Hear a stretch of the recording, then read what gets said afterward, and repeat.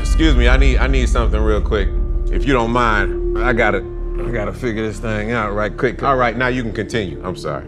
It's HNIC. Head in charge! Hey! Security! It takes you over 10 years to truly realize if you have a hit song. Which Fast and the Furious was most successful? You ever had an album leaked? Do you get enough credit as a rapper? I'll lock you in a room for 2 hours and y'all gotta create a verse. Right. Ludacris versus Radio Boy. Hove. I would have to say when. I'ma kill that shit. Are you a part of the Illuminati? Why? No. You know what? I just know what the Illuminati is. It's this organization of me. Are you not entertained? I swear to beans. Definitely him and Kendrick are my favorites, man. They competing against themselves as well as each other.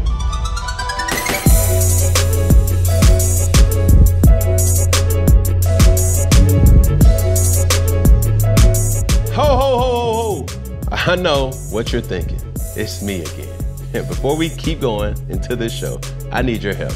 Press that red subscribe button and help your boy out. You dig what I'm saying? One finger, one pinky, one thumb, one love. Yo, what's good? What's poppin'? What it is, what it ain't, what it could be, what it should be, what it would be. Cam Newton the Son, Mr. Boogie the All with another episode of Funky Friday. And ladies and gentlemen, I promise, I really do promise to give good content for the masses. But most of all, I promise to keep it funky for your asses. Ladies and gentlemen, boys and girls, little children, dogs and cats, we are in for a treat today. Because I just had a subtle flex. Oh yeah, we sold that. Oh, it's real estate. A man is a businessman. He's a musical artist. I won't just call him a rapper. A movie star, a philanthropist, a family man, an AT alien that has his own Hollywood star. How many people got that? I present to some and introduce the others, as he would call himself, Luda. Damn, brother, you want to rap like shit. You sound like you about to spit a verse. God damn. You know, I've been What the hell is going on, man? I thought my vocal like projection and my enunciation was good. I think I met my match today. What the fuck is going on, my brother?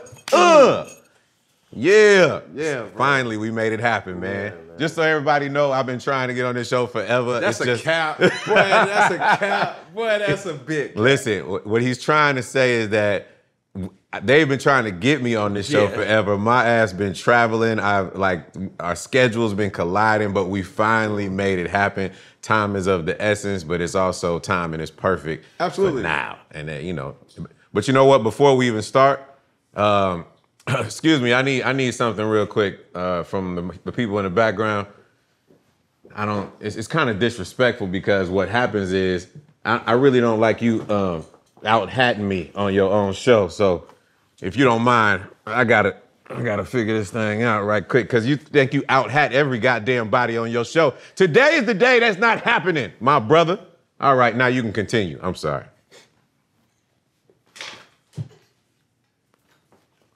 Hold up. This nigga just shitted on me on my... Hey, hold on. Hey, bring that other hat over here. I would have fucked you up with that. If I would have had some intel to have another hat, if I knew this madness was happening, Peggy, what the fuck? Bro.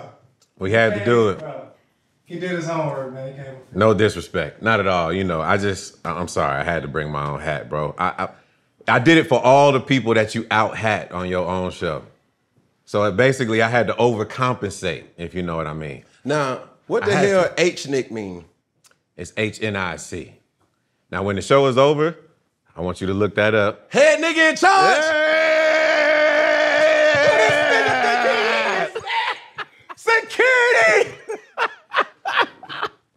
Bro, I'm about to throw these damn cards and just say, hold on, we gotta get another intro. Well, I'll tell you what, I got something better to make up for it. Can you bring the other surprise out, please? Wait, this nigga here. Who is he? Oprah?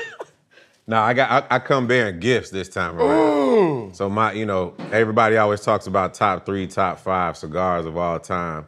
I could not come on your show and not bring you what I would consider one of my top 5 of all time. And that speaks volumes because I'm a cigar smoker, if a lot of people don't know. So this right here is called the San Cristobal Torian jar. And what I want you to do is just take a whiff of what's going on inside this jar, because we about to smoke real good today, my brother. Check this out. Hey, throw that away. Get this out of here. Yeah, man, this is goat material right here. Take a whiff of that. Yes. Smell like magic, right? So I got one of these for you, San Cristobal Torian, and one for me. And now we can start the show, ladies and gentlemen. Christopher. Yes, sir. Stop it. Come on, man. If we're gonna do it, we gotta do it right. Out of all, what has this been, 4 years? Out of all 4 years, I've never had nobody just take over. Like that was a Michael Jordan, LeBron James, Peyton Manning, Tom Brady-ish, Patrick Mahomes. We gotta do it right, bro. Come on now. Wow. Yeah, man. And if at any point this hat gets a little too intimidating for you, just let me know. I'll switch back. One thing about me, bro. I'm just fucking. I don't get scared, bit, bro. That's one thing I do. See some new name, raised no little hoe now. I can tell you that coming from College Park where the G is silent. There it is. You dig what I'm saying? Yes, sir. So really getting into it, being who and what you represent, I've always wanted to know, where the fuck do you draw the inspiration from your music? We talked about, as you just mentioned, like the voice inflections and Luda, King Dink, like all da-da-da-da-da. Yeah. And then that's a art. And then it's always going into the pockets of the beat and then boom. That's a great question. Man, I grew up on comedy, man. So when people say I'm humorous, I like to have fun in my music, like my parents would just watch Eddie Murphy and Richard Pryor and, you know, Red Fox. Yeah.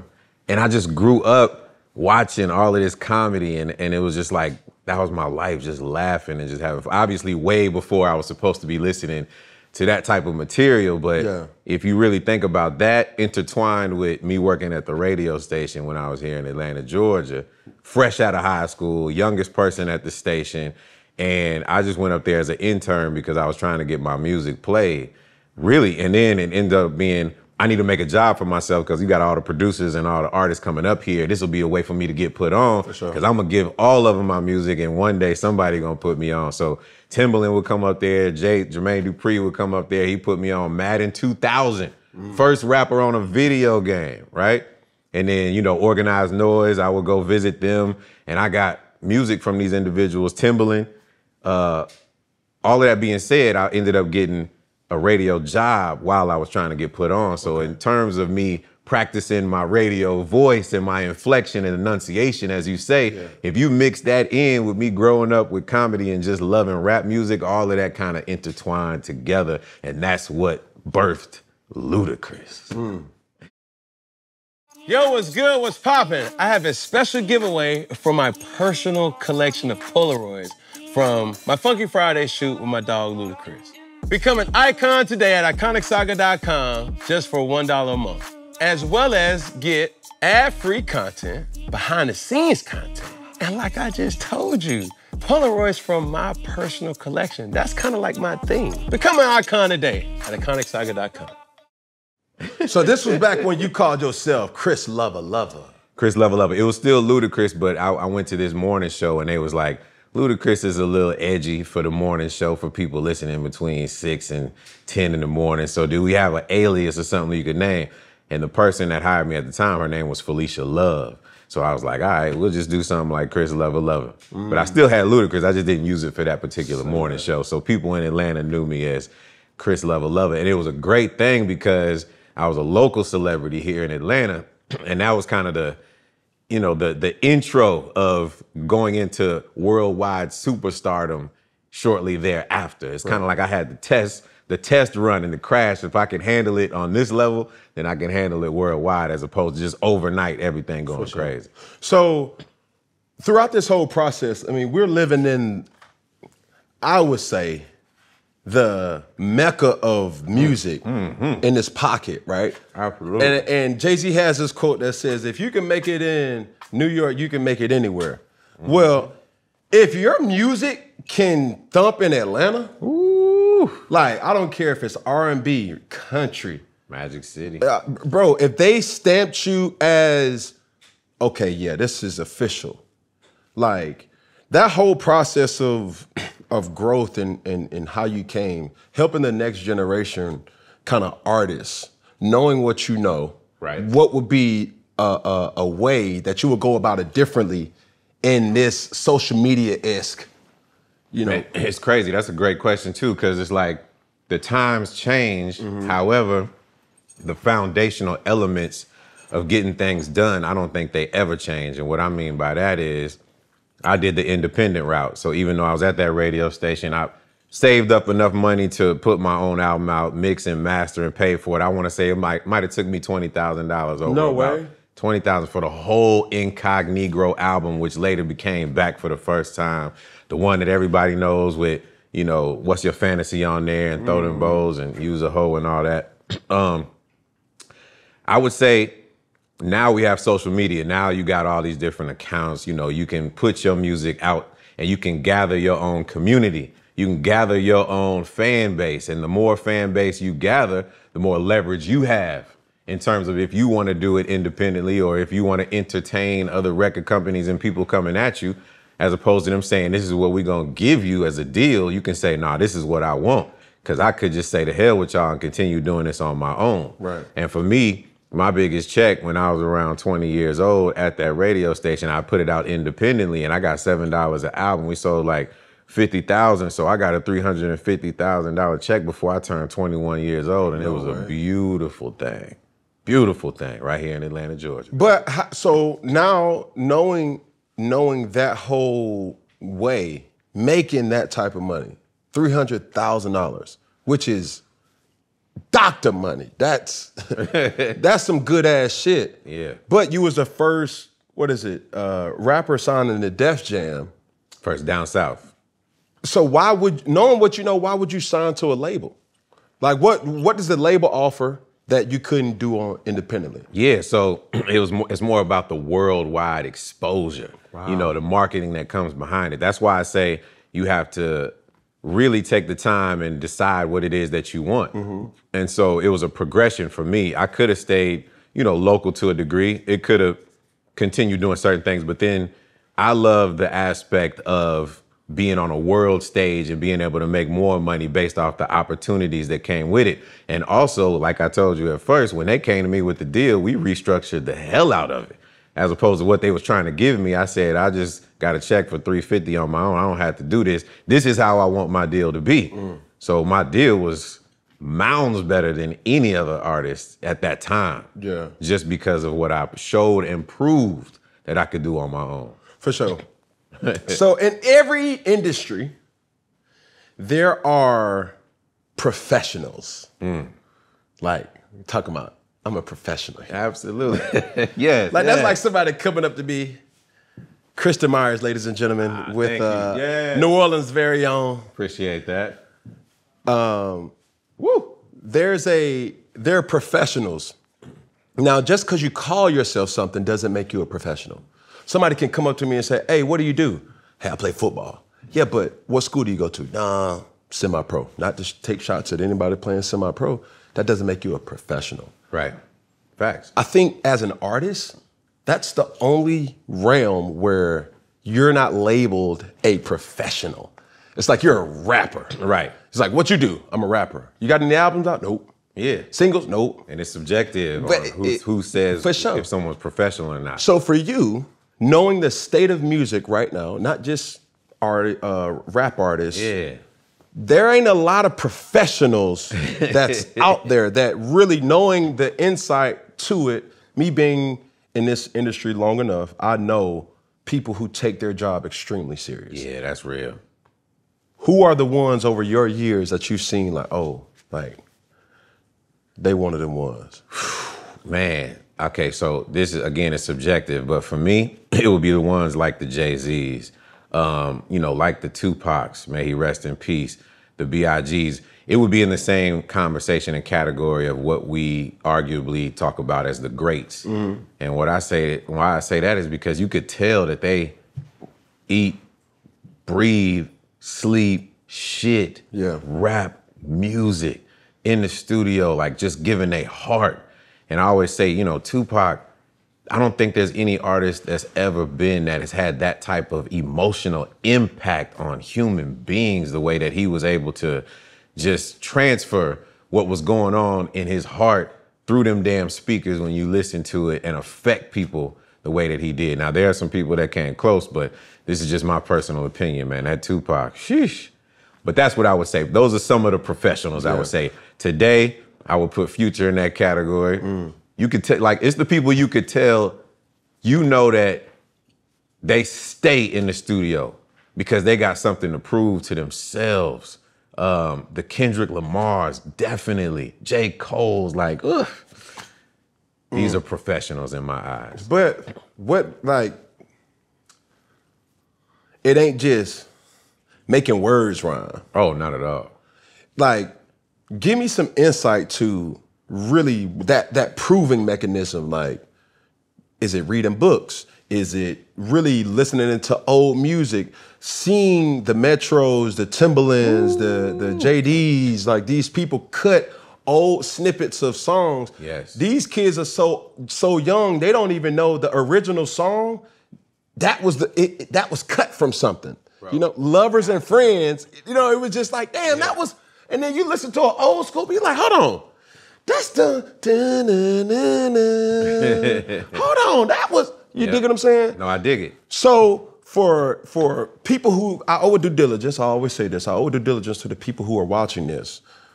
From an artist like yourself, what would be, or what have you done that the normal person won't think when you're a student or trying to create? No, you said it. And part of it, you just made me think of Nas as well. Nas is a huge reader. And so that attributes to a lot of his wordplay and, you know, how he gets down. But I would say each artist is different, but the ones that take it the extra step, it's all of the above. It's studying what came before you. It's studying what's going on at the moment and looking at the Billboard charts and saying, okay, I see what's going on here. Let me understand why that is. And then it's trying to say, how do I stay one step above? I'm not sitting here just trying to follow trends. And then it's like, you don't want to go too far ahead because then you're going to miss people. It's going to go over people's heads. But you want to be right in that bracket of kind of what's now and what's to come. And then you feel that sweet spot right there. That's what I would consider the individuals that are truly just methodic about all of this shit. But it's all of the above. And for me, it was also watching crazy movies and watching comedy because that's what I incorporate into my shit in addition to all the other things I just said. So do you have writer's block? Everybody has writer's block, man. Definitely get that. Like, yeah. What do you do? What's your tactic? It's a good question. I just take a break, man. I ain't put out some music in a while because I put out 9, 10 projects. And obviously, history will show itself that the more albums you come out with, at a certain point, it's a little more difficult to reinvent yourself and consistently, you don't want to talk about the same thing.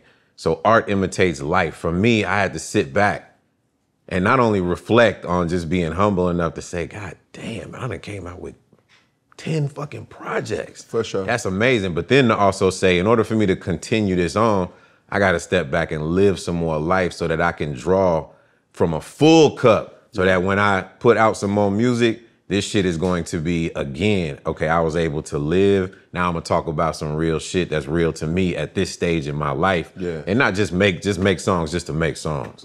It's an art to it. That last part that you just said. Yes, sir. When did it click for you? Like, outside of, like, we're living in the singles era. Right. Where when you were coming up, you had to put projects together. Yeah. And when did you get outside of just trying to just make a song? That's a good, just listen, he's preaching, bro. It takes you over 10 years to truly realize if you have, in my opinion, a hit song. Because you could have a hit song. Explain. I just mean like your song could go #1, you got a hit.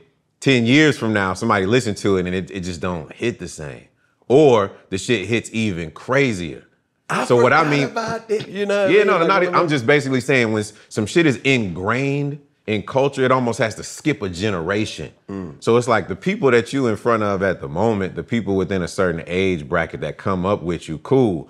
But what happens when their kids or the people that are 10, 15 years younger than them, when they get the age of the individuals that was listening to your music, is your song still hitting the same as the previous generation? That to me is like, okay, I made something that's ingrained in culture for more than 2 decades. Yeah. That's what I mean. So when I say the stakes are higher, I'm trying to go in and make music that 10, 15, 20 years from now has that type of fucking impact, and I'm not just out here making songs. Yeah, that's hard.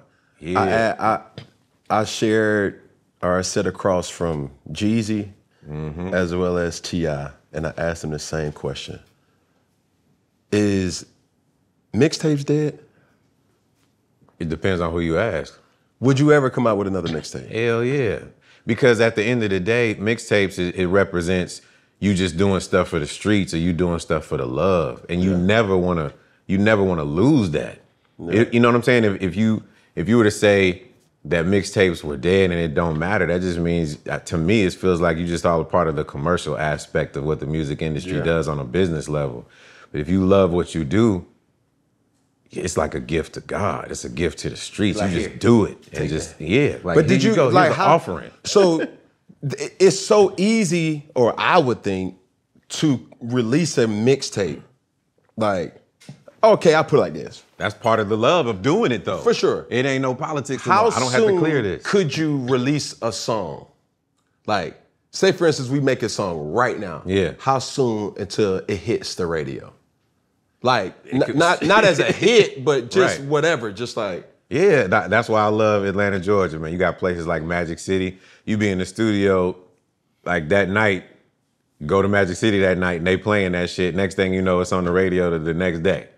So to answer your question, you could make a song right now. You've heard stories where somebody in the studio, they leave the studio and take it straight to the radio station, and it gets played. It just all depends. If you're an artist of a certain caliber, if Outkast right now were to make a song in the studio and take that shit to 107.9, you best believe we got the first Outkast song in the last fucking 10, 15 years. They playing that shit immediately. So I'm just saying, yeah. But I never understood the production of a song. Like, cut it, boom, boom, boom. Yeah. And then obviously, you got hackers these days. Oh, yeah. You ever had an album leaked? Yeah, we had that situation happen. I want to say Chicken and Beer album around that time frame. That was like when I think I sold like 400,000 the first week on that album. But, that type of demand and stuff leaking, it happens. It happens to everybody. But depending on what type of artist you are, I feel like it could be a good thing if your shit leaks out. But how do you prevent that? Or how could, like, now you got streaming platforms and then you got to share things back. I'm talking like 2003, 4, where LimeWire and BearShare and Kazaa Music and all that bullshit. Bro, that shit, you can't really prevent it. It's out of your hands. How do they get it, though? It's the same way motherfuckers find ways to rob and steal, and when rules are made that they get broken, somebody gonna find a way. You can try to continue to keep up with technology and try, but at the end of the day, you can't. There's not much you could do about that, man. Whether you're a world-class athlete or a podcaster like me, we all know the importance of mental and physical well-being and proper recovery for top-notch performers. That's why I'm excited that Unify Healing is sponsoring this episode of Funky Friday. Unify Healing is a new and super innovative global network of wellness centers powered by Energy Enhancement System. If you haven't heard of the EE system, then you might want to listen up. This technology promotes wellness, deep relaxation, purification, rejuvenation. Whether you're here in Atlanta or hundreds of other locations across the globe, access to a center is easy and affordable. Interested in experiencing the EE system technology for yourself? Go to unifyhealing.com/funky to learn more and to find a center near you. No material or testimonies on the Unify Healing website are intended to be viewed as medical advice or a substitute for professional medical advice, diagnosis, or treatment. Always seek the advice of your physician and/or qualified healthcare provider with any questions you may have regarding a medical condition or treatment and before undertaking a new healthcare regimen, including EE system. Just imagine if I dropped some shit that I took some hard-earned time. Then all of a sudden I hear, whoa, whoa, whoa, whoa. Hey, turn that up. Yeah. How the fuck they get that? But bamboozled ain't even the word. It ain't even a word in the dictionary. Hey, cut that shit off. Y'all ain't supposed to be listening to that. Hey, cut that off. But, I mean, it is what it is. It's hard, you know, being a creator and not getting compensated for it. Yeah. I think that's the hardest thing, too, because you don't have, like, a tangible thing. It's a sound. It's an airwave kind of thing. But like I said, though, and not to cut you off, it depends on who you ask, because when you say not getting paid for it, your stuff could leak and you end up in the long run making more money than you would have if it did not leak. Because sometimes you need your shit to leak in order for the masses that would not have bought your album to be like, oh shit, this shit is jamming. I'm gonna support this artist. Yeah. So it could work in your favor. Say less. So as we keep the engine running, simple question. How's that cigar though, by the way? It's busting out the bando. That's what I'm talking about. It's busting out the bando. Come on, man. You ain't had this jar shit. Let's switch hands. Like, give me nah, nigga. Oh yeah, my bad. Nigga, you got these championship rings. These championship rings. Come on. Let's switch rings, man. Switch rings. Bigger rings, bigger hat, all type of shit. Simple question, Ludacris. Let me. I'm gonna switch hats the whole goddamn show. Hold on a second. I'm gonna just keep switching it up on you. Where my other hat go? It's gone. Okay, well then cool. I'll keep this one. Fuck it. So, are you a part of the Illuminati? Absolutely not. No. Why? No, I'm not. What is the Illuminati? You know what? I just know what the Illuminati is. It's a secret, it's this organization of me. Yeah. When you take me through the time where where were you? When all my dogs did, obviously, that was a interview for the culture, right? Motherfuckers who hadn't even, I mean, he was throwing so many grenades, Katt Williams. That was like, whoa, he caught a stray. That person caught a stray.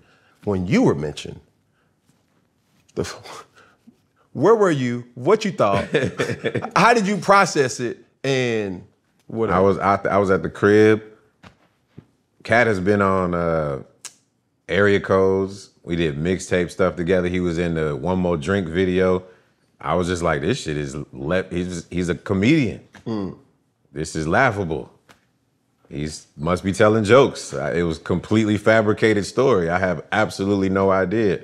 So I was just laughable back. So, but when you're talking, not on this term, when he's like, I've been offered millions of dollars, and I said no. What did you say? Like, these clips that you're saying, like, okay, now motherfuckers is trying to do their research. Like, hold on, he said that.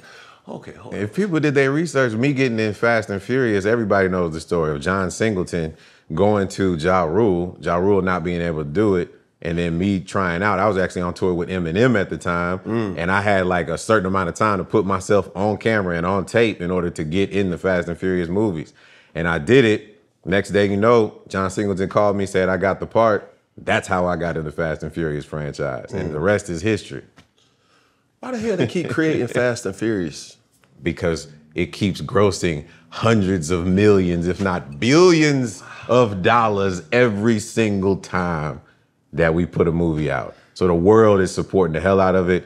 It has made history and will continue to make history, man, my brother. Why would you not do that? You know about profit. For sure. You a businessman. For sure. This is what happened. And I'm gonna tell you this. I had to ask the question, but this is when I know something is successful. Yeah. Out of, you know, folks gonna break something down to make sense. Not only like toys, cool, anybody can come out with a toy. When a franchise or a figure has its own roller coaster, that's when you know you're making money. Bro, I went to Oh, yeah. Universal Studios or some shit like that, and it was like, try the new Fast and Furious roller coaster. I said, these motherfuckers got a roller coaster? Damn. But even then, This is good shit. it's like,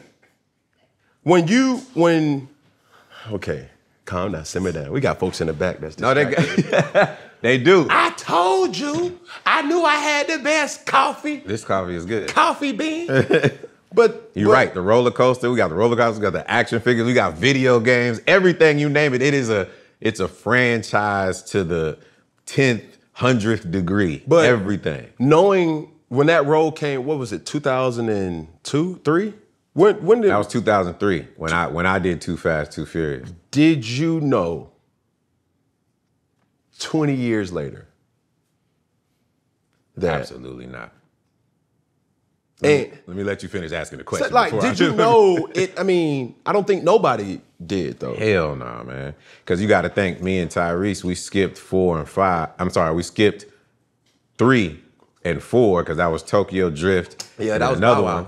Right. And then everybody came back in 5 and it just reinvigorated the whole franchise because that's the one that The Rock came in. Mm-hmm. And so we came back. So me and Reese did 2, 5, 6, 7, 8, 9, and now 10. The gift that keeps on giving. Swear. And it's such a great thing, man.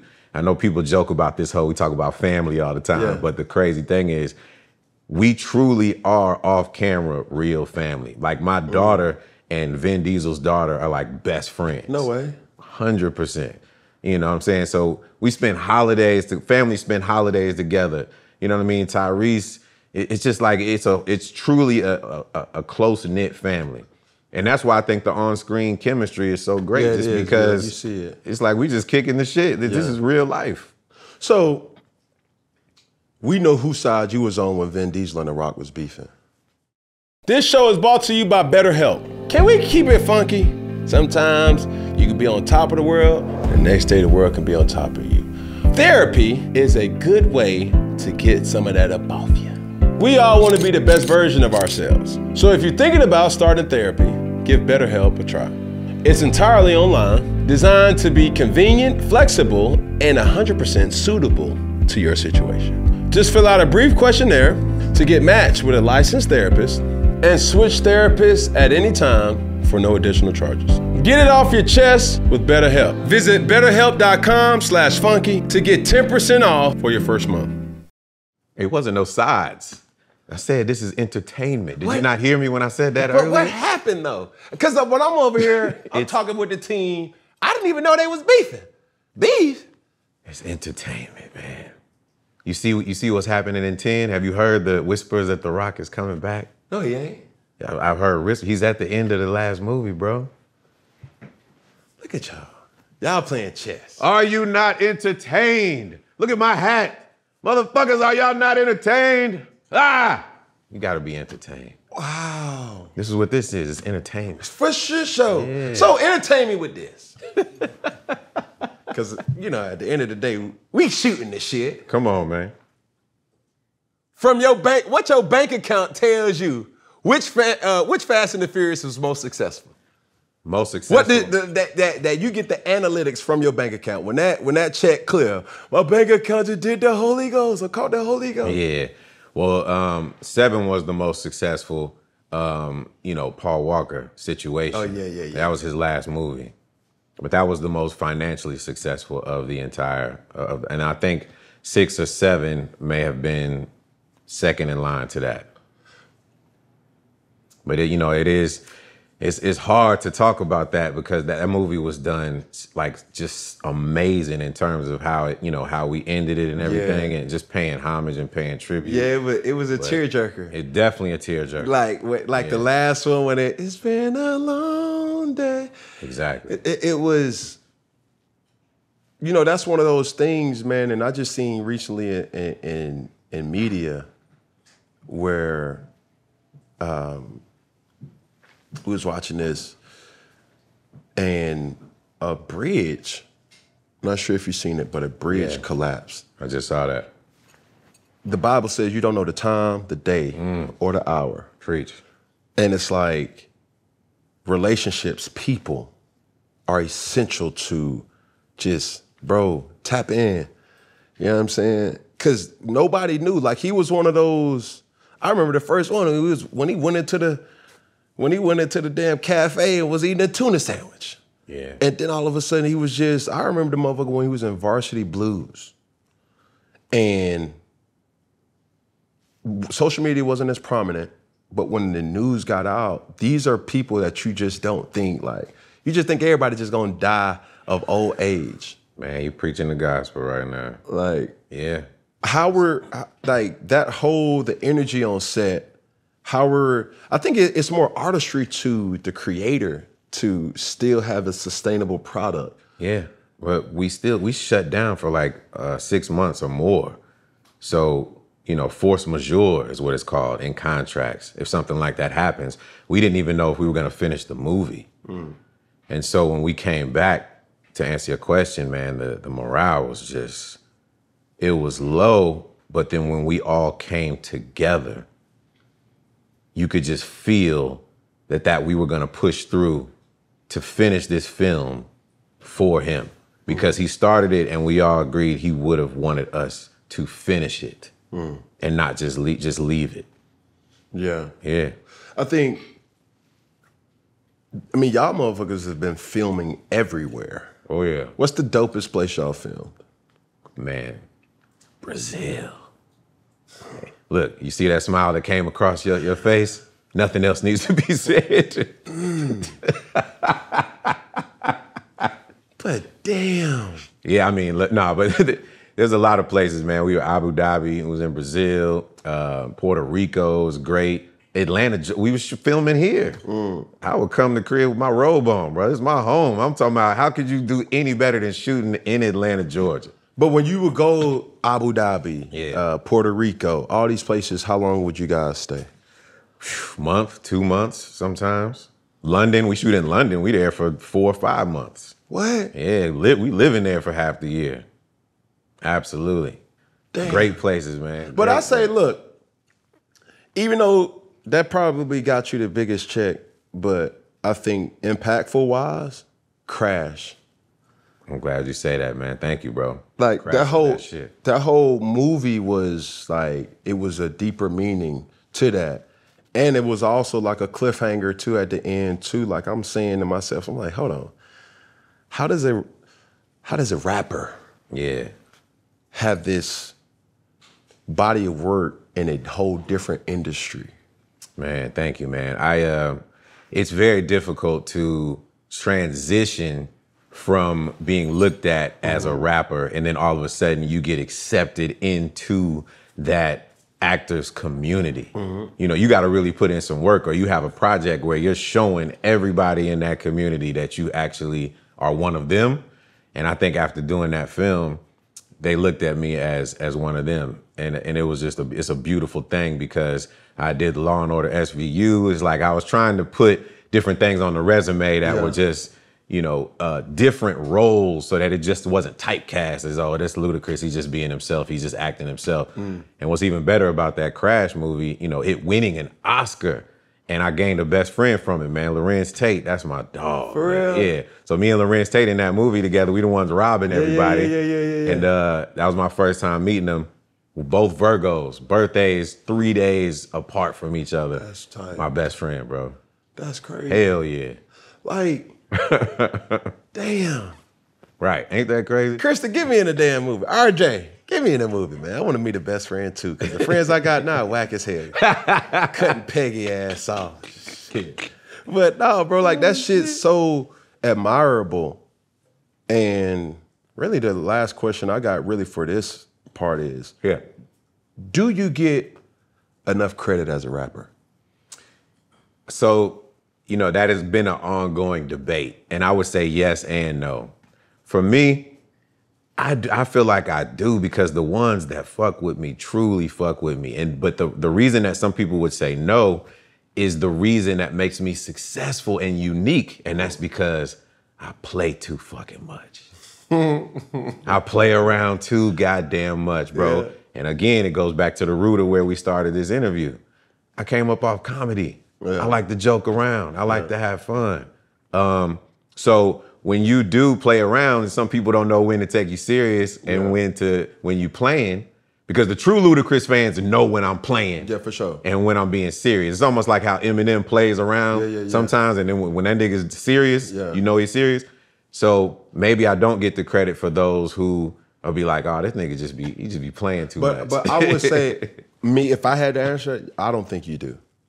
Like lyricists, like bodies of work, right? Singles, features. Yeah, I appreciate that. These things are like, hold on. Damn, he was a throw them bows in different area codes. Maybe not, like, come on. But people also want you to do one thing sometimes. So you be like, this nigga over here doing movies, he hosting shit, he doing television. They don't want to be, oh, he the best rapper. But this nigga doing all this other shit. So again, it works in my favor sometimes, but it can work against me. But at the end of the day, it all depends on how I feel. I feel great. I feel amazing. Oh, matter of fact, I ask you like this. You got children. Yeah. How does your children's friends, what do they identify you as? Oh man, the greatest. We the GOAT. But like, are you an actor or are you a rapper? Like a little of both, man. Like that's what I'm saying. Like I keep people guessing. Yeah. Some of that generation is like he's the one that did the song with Justin Bieber. Yeah. You know what I mean? You like 10 years old. That's crazy. But then I just did a movie. A Christmas movie with Lil Rel, and it just came out called Dashing Through the Snow. It was on Disney Plus. They might see me and be like, "Oh man, that's the actor. I saw him on this," or you know what I mean? Like. It's so many different things, and that's what I love about it. Yeah. It's not like you just coming up and some people know you from music, and some people are like, I don't know who that is. Yeah. Ludacris is worldwide. I mean, internationally, like, bro. That's the guy from Fast and Furious. Pop your shit, bro. It's your shit. It's one of those things that, like, for me, I don't think doing this media shit and how media is now, I don't think nobody... My children will even remember me as a football player. Wow, they will, because you was one of the greats. That's cool, but like when I see certain things, like when I have the sleepovers with the kids and you know we go different places. Oh, I just seen him on YouTube. You know what I'm saying? It'd be super like what? Like oh, mommy, that's the man on YouTube, and I'm saying to myself, I'm like yeah, but then they see my stature. They're like, oh my God, like he has to be an athlete or something like that. So you're reinventing yourself, man. That's the best thing that you can do. Evolving, bro. If you don't evolve, you'll evaporate. Nigga, give me that hat. Yo, you might need to wear this hat, bro. You might need to. Hey, that's staying here on set. Hey, look, check. Hey, let's play a game. Yo, what's good? I wanted to kind of be real lax making this video because I need people to understand how essential this is. Not everybody, specifically the fellas. My round, my partner, my boy, got something for you. You're gonna appreciate it. Or Yo McNugget's gonna appreciate it. Join the 10 million men worldwide who rely on Manscaped by heading to manscaped.com. By using the code FUNKY, by getting free shipping and 20% off. Yes. That is right. Free shipping by using the word funky, and on top of that, you get 20% off. Hey, they got a product that'll save you the heartache, or in this case, the nut aches. Introducing the Lawnmower Family. 3.0, 4.0, and if you're really feeling yourself, go with them ultra nut cutters. Year 2024, we gotta do right by ourselves. Self-care. Take care of yourself. Huh? You just can't just be out here just Sasquatch. We asked 100 women what they like, and they said it. We like Manscaped. They laugh. Upgrade your ball trimmers, upgrade your life. Get 20% off and free shipping using the code FUNKY at manscaped.com. Trust Manscaped, because your boys deserve the best. Man, let's get into our game. Let's play a game, bro. This game is called Win, Lose, or Draw. All right, you have 7 questions, but Luda, you only can use the draw one time. I'm gonna give you a list of names. I'm gonna give you a topic, and then you have a versus somebody else. You have to say, oh, I'm winning that, or I lose that, or I draw. Okay. 7 questions. You only can use the draw once. Gotcha. It better be people in acting and music. It can't be all music. Here we go. Let's go. It might be some animated cartoon characters in this shit too. Here we go. Bigger flag, we get into that too. Here we go. So, music video. Ludacris versus DaBaby. Music video? Music video. The genre is music video. Do you think you win that over DaBaby, or? I would say win. But when we was coming up with these things, I said, who could compete with Ludacris in this day and age? Out of respect, we was like, yo, yeah, DaBaby has, these music videos are so, some would say outlandish, but it's comical. No, I love them. You know what I'm saying? I love them, bro. And I've had a chance to tell him that to his face. Love his video. But like, where do you, I remember like, shit, move, bitch, get out the way. Like that iconic video, where did amongst others, where do you draw that inspiration? Where did that come from? It comes from the song, man. You gotta match the energy in the song with the visual. And so that was just so Atlanta. And we shot that shit at the Bounce on Bankhead. Yeah, I mean, like, come on, man. Like, it had to just be ingrained in what Atlanta was all about. And that's that particular video, that's exactly what we did. Exactly what we did. Still genre, music videos. Music video, let's go. Ludacris versus Missy Elliott. See, Missy came before me. So, Missy. Be humble. Yeah, I'm being humble. I'm gonna have to lose in that category. If it wasn't for the Missies and the Busters of the world, there wouldn't be the Ludacris videos that there are. So I gotta pay homage to those individuals. So me being humble, it's okay. You could lose some. It takes a man to say what you gonna lose. Facts. I give all praise to Missy on that, and congratulations to her for being inducted into the Rock and Roll Hall of Fame. That's recently. hard. Yeah, that's hard. I remember I got my head slapped. I grew up in a very church and Pentecostal household. Yeah, I got caught watching the music video, Busta Rhymes and Janet Jackson.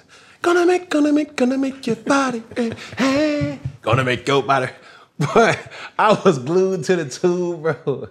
And you know, they had like that silver shit going on. Like, my daddy came in there. Pastor, by the way. Well, what you looking at? Cut that mess off. Fire. But shit, that was the risk I just had to take. Here we go. Hooks. Uh-oh. Here we go. Hook. Ludacris versus Drake. On hooks? Hooks. See, man, Drake's got melodies and singing and stuff like that. I'm great at hooks, but when it comes to, if we saying overall, because his versatility is he'll make rap hooks and he'll do singing hooks, I'll give that to Drake. Humbly speaking, I'll give him the hooks. Well, I like this one. Freestyling. Ludacris versus Lil Wayne. Freestyling. Just talk about the cast. Talk about Fast and the Furious. Talk about Yeah. I think Wayne, like, he's one of the greatest, by the way. I think he's admitted, like, he's not really much of he don't freestyle a lot. So I would just say I would win that. How? I'm talking about like just straight off the dome is what I'm saying. Because he does it, but I'm just saying, I think at one point he even admitted, you know, it's not, he makes songs quick as hell. Don't get me wrong. Yeah, it's a sense and a form of freestyling, but it's just like he's extra methodic with it too. Yeah. But man, Wayne is one of my favorites, bro. With it. A sharp sword. Yeah. I mean, that sword is glistening like Wheezy.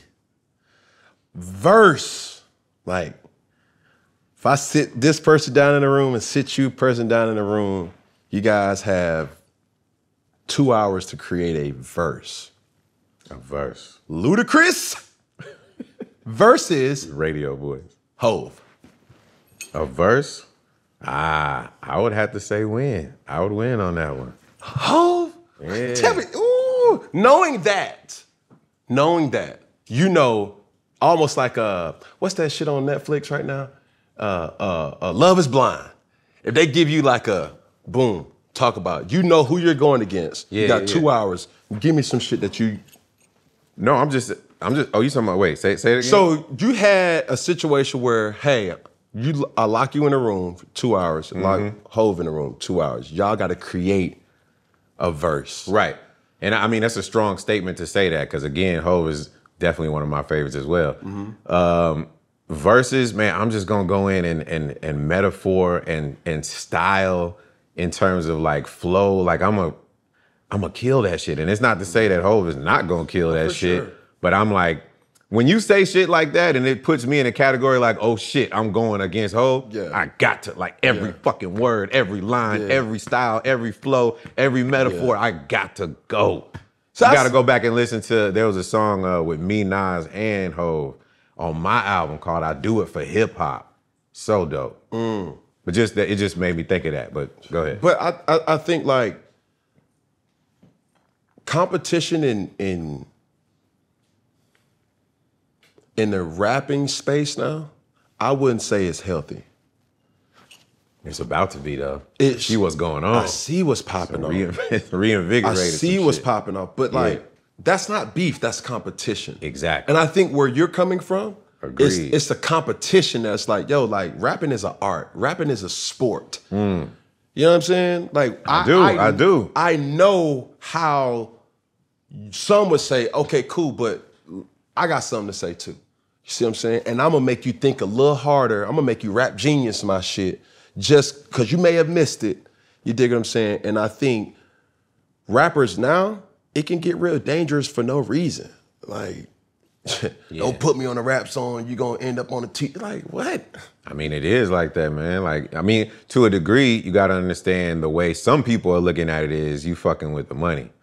And if you one of them cats that's eating off a rapper and somebody is saying something about him, that's intimidating your bag. So if you the shooter or if you one of them niggas, then you might take action before the actual rapper does who's looking at it as competition. Say that. Because you taking some food off your plate. Understood. Writer. Writing bag. Ludacris versus J. Cole. Writing. Just writing. I say, hey, bro, I'm not a rapper. Write me something. What? Neither one of us would let anyone write some shit for us. No, for me. You have to write for me. Oh, got you. Are we talking about a verse or are we talking about a song?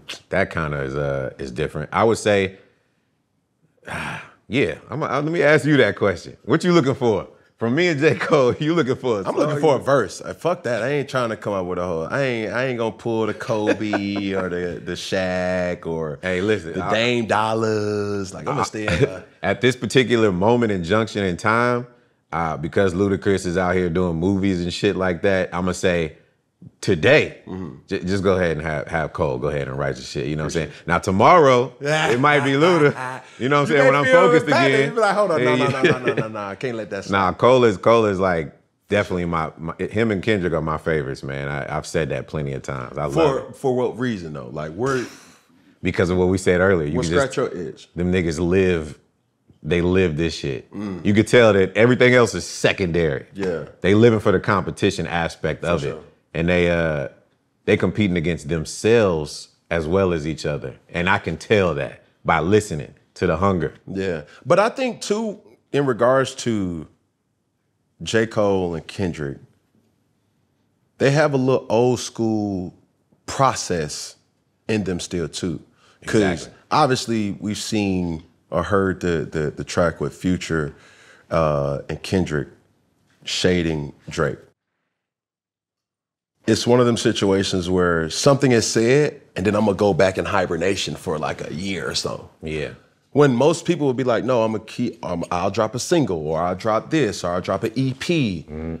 They're not those type of rappers. They just they drop something. There y'all go. All right, cool. I'll holler at y'all in a couple months. Right. Right. But the difference between that is you could tell that, say for instance, Kendrick, even though he might take a long break, you could tell that nigga was still doing that during that break. Yeah, for sure. You know what I'm saying? Like I can hear it. For sure. You could tell, bro. Last one. Acting. Oh, shit. Here we go. Ludacris versus 50 Cent. Ludacris versus 50. I would have to say I'm going to win that one. It's my dog. Because I ain't got into all this producing, all this shit Hey. yet. So 50, he doing multiple things right now. Another funny guy.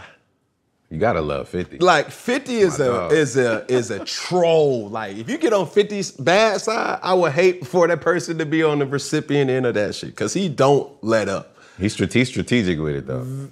I mean, you talking about, are you not entertained? Like 50 coming for everything. He gonna mention a lot of shit. Even on the darkest days, he ain't gonna let up. He one of them cousins that, bro, all right, bro, I ain't playing no more. He's still gonna drop a subliminal. If you look entertainment up in the dictionary, my man 50 gonna be there smiling. Smiling. But he's another person that evolved over time. Like when I see your whole business portfolio, like 50 Cent is a person that I admire. Obviously yourself, obviously the TIs of the world, that you don't just know these people just for what they do. They've evolved. They are, they have real estate, they have businesses, they have, certain different commodities on their portfolio that's still generating capital. Absolutely. So, and that's partly why I said I would win in that situation. That boy is so in his producing bag. He got like 10 fucking shows going on, and he does a great job acting as well. But I'm like, I ain't got that much to juggle when it comes to that world right now. So I'm gonna go at him. Bonus question. Woo woo. Rank these Atlanta rappers, millennial rappers, not the new wave, the millennials. I give you a list of 10. Matter of fact, I forgot one. I'm gonna give you a list of 11 rappers, and you list them in order. All right. Here we go. I'll give you, it's 10 is a lot. I'll give you my top 5. Everybody else can kind of fall into place. Say less. Here we go. You got Gucci Mane, Future, Andre 3000, Rocco. What? Big Boy, 2 Chainz, T.I., Pastor Troy, Jeezy, Yeah. Waka Flocka, Yeah. Ludacris, Yes. Of course. and Killer Mike. Top 5. No. Like I definitely 3000 is up there. That dude named Ludacris, amazing. 2. I definitely Jeezy is one of my favorites. 3. You said You still got. I gave Future, man. Future is another one of the ones that you could just tell he stays in the fucking studio. I gotta give Future. That's his. 4. So you still got Gucci looming. I gotta Rocco, give T.I. I'm gonna give Tip. Yep. Culture and impact, man. Bro, thinking about, so I'll list once again. You got Gucci, Future, Andre 3000, Rocco, Big Boy, 2 Chainz, T.I., Pastor Troy, Jeezy, Waka Flocka, Killer Mike, Ludacris. You should be able to put Big Boy and Andre in the same category. But you can't though. You can't. I want to know your top 5 at this point. Shit, now you got me curious. We put you on the spot. Lyricists, honestly. The tables have turned, ladies and For gentlemen. sure. You see what's For going sure. on? There's a lot of pressure going on right now. For sure. Keep it a buck. Future, Okay, that's one of mine. Jeezy, Okay. Gucci. And I'm talking about like, I'm a ratchet Did I ass. say Gucci? No. Oh, damn. Okay, come on, man. Like- You're making this way too difficult. It is, but it's can't do what that I'm to trying Atlanta, to tell bro. people is this: all these rappers are Atlanta-based rappers. Yeah. It's difficult. In that pocket of like, yo.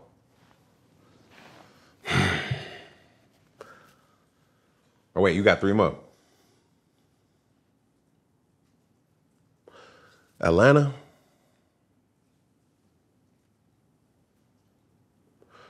So I say, hold on. So Future, I'm going Future, Gucci, T.I., Jeezy.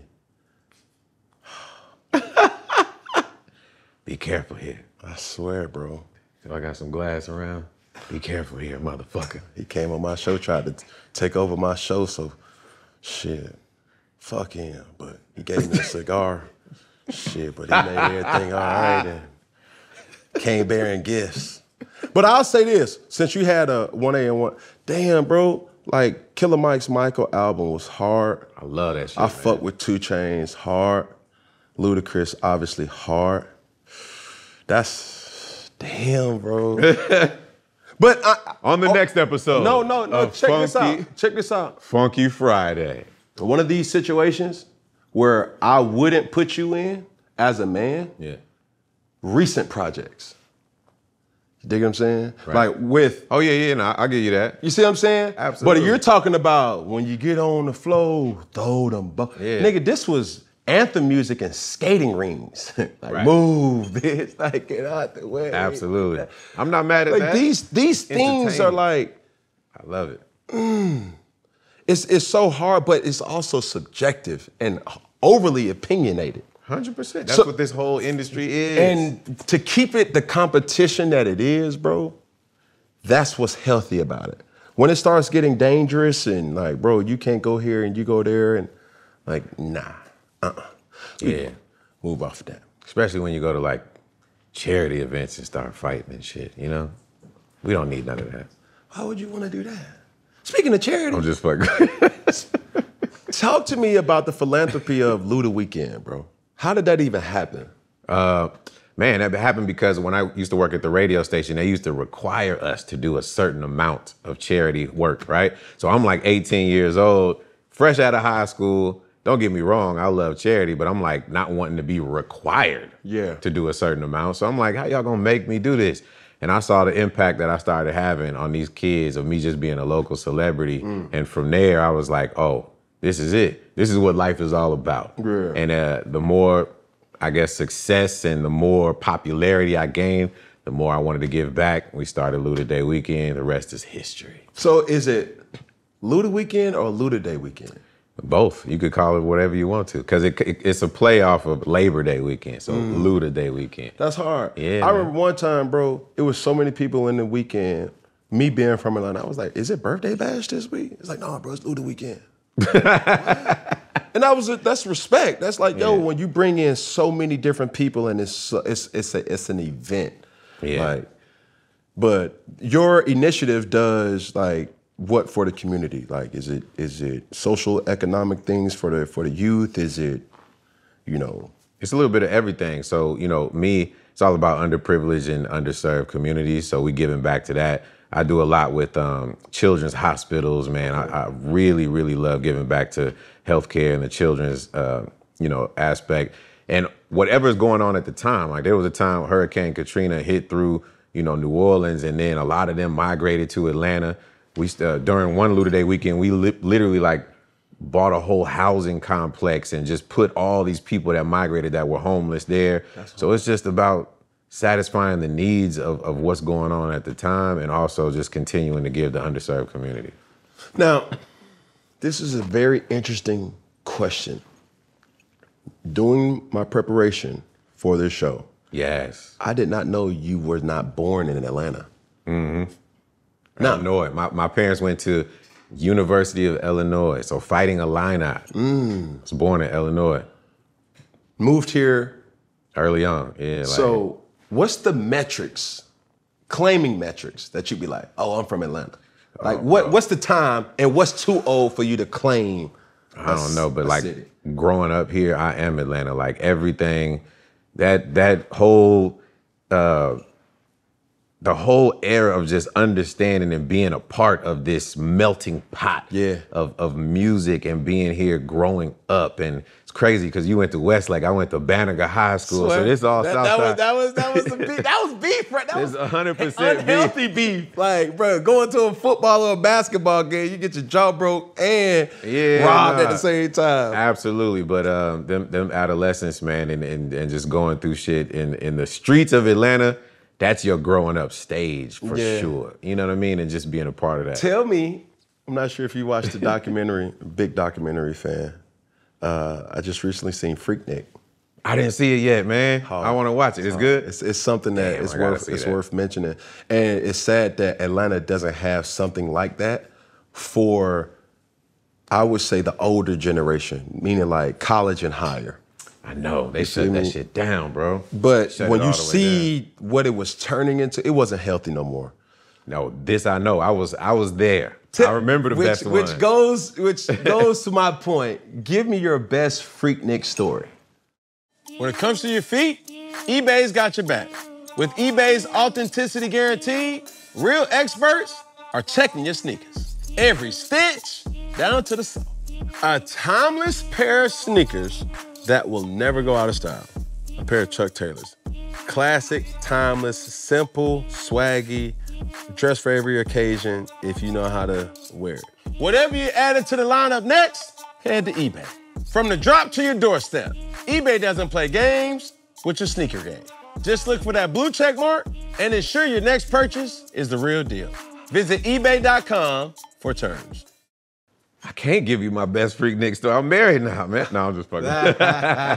No, man. Listen, I the good thing is I was like, I want to say like 13, 14. Yeah. So I don't really, to be honest, I don't really have a story. For sure. But I witnessed a lot of shit. For sure. And I'm talking about I was 13, 14 when the best Freakniks, because then it was just all downhill. I want to say the best ones were 93, 94. Is that what they said in the doc? Somewhere in that range? It was like 96. It was around like... That's Olympics time. Which was crazy. Exactly. Because it was always around spring break in Atlanta. That whole... When you think about how did Atlanta become Black Mecca? Yeah. It was a whole... It was a sequence of events. Hell yeah. First off, how it was... The word freak was not a sex term. It was like fun. You know what I'm saying? Mm-hmm. And then it initially was a gathering. Yep. You know what I'm saying? Like a picnic. So they used Freaknik and it just boom. Yep. I never knew that the hub of everything was supposed to be at Piedmont. And I never knew that. Bro, because I had to be, I want to say like 8 years old. See? You see what I'm saying? Yeah. And all I remember was being on Old National Highway and stand still. People were getting out of there. It was like an apocalypse. Yes, that's the best way to describe it. People were everywhere. You couldn't drive nowhere. People were playing music. They was drinking. People were happy, dancing. And it was just like a it thing. I never knew it was supposed to be at a Piedmont Park, like where everybody gonna be, like they had performances or whatever, but I never saw that. That was the commercial Freaknik. Yep, that was the commercial. You know what I'm saying? Like, the whole city was shut down into the sequence of the events. Like you had that around the same time as the Olympics. Yep. And they were trying to literally, the thing that I didn't even know, they was blocking off exits. So they was flushing people out. That's like so people crazy. Who weren't even from Atlanta. This was before any type of GPS.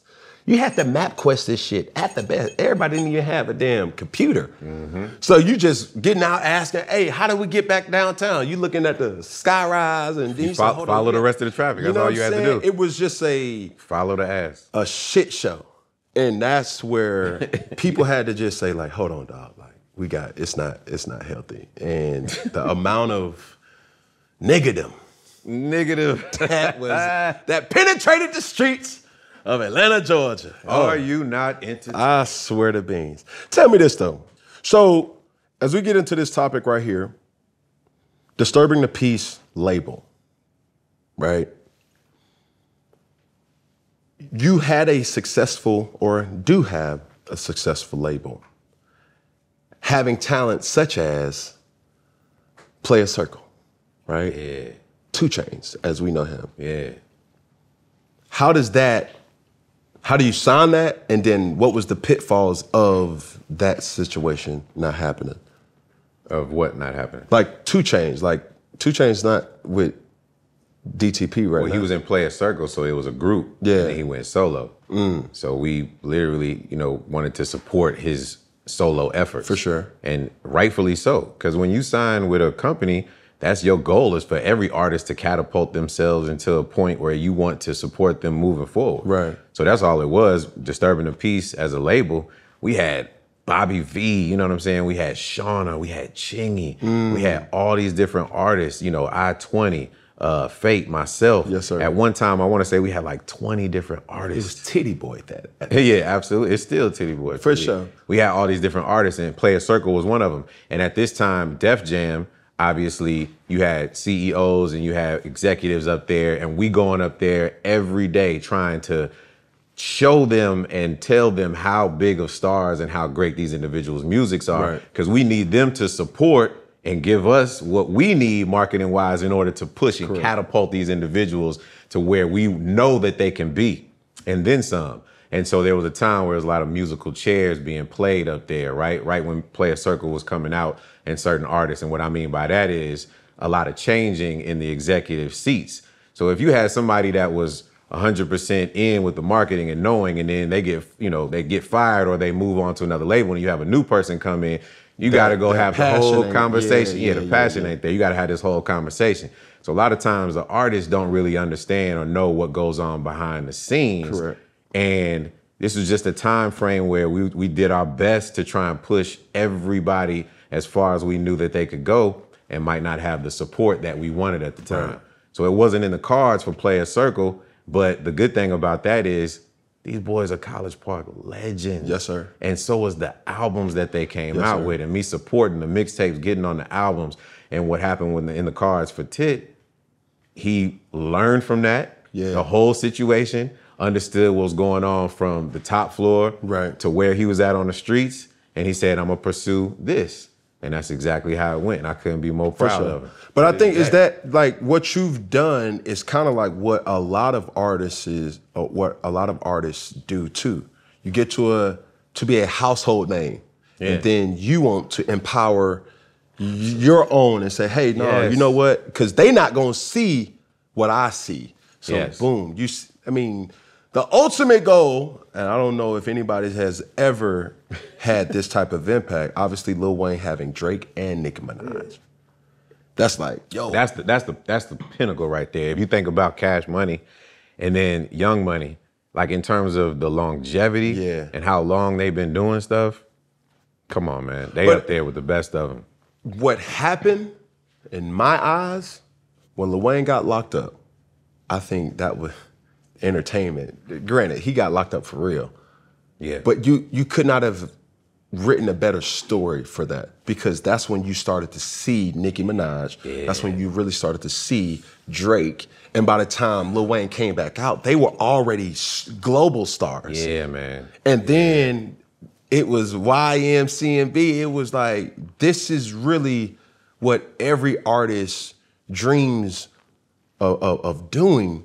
And for you to empower and pour into your artists, and your artists really learn from you, and then they take what you've taught them, and then they hold their own weight on their label. Yeah, man. That's literally what it's all about. If there's anything that's happened throughout this entire process of being on Funky Friday with you, is to know I'm all about evolution. Not only for myself, but anyone that's ever around me, anybody that I could ever influence, anybody that I can inspire. And I want nothing but the best for every single person that comes into contact with me. That's a fact. That's what makes me happy. That's what continues to make me proud. It's what makes me just love life. Last thing before you get out of here. Yeah. One of the things that I admire about you the most is you're a family man. Ah, yeah. Right? Being an OG in the game, how do you compartmentalize going to Brazil for 2 and 3 months, having children still go to school, a supporting wife, kids understanding what you do, that still is time away. Yeah. How do you, and then you're a rapper that is in an industry of women, and wherever you go, everybody knows who you are. Yeah. How do you compartmentalize that? It's discipline, man. If I didn't have discipline, I wouldn't even be in the position I'm in as a successful rapper. You gotta have some sort of discipline. You gotta know the bigger picture of what it is, your goals and what you're trying to accomplish. So, you know, we talk about evolution, we talk about being a family man. You know, that type of growth is needed in order to go to the next stage of life. Nobody wants to be stuck in the same place. But there are ways that I make this work, man. humbly speaking, I own a plane. I will fly my family to me, wherever the hell I'm at, if need be. Flex. And so but that's what I mean. That's why I work hard in order to put them on a plane. Everybody get on there and come where daddy's working. But that's You know what I'm like, saying? how long you been married? This will be 10 years this upcoming year, bro. Decade. So my mom put me on this type of game. She said, in this new wave of love, the new love is I'm finding any reason to leave.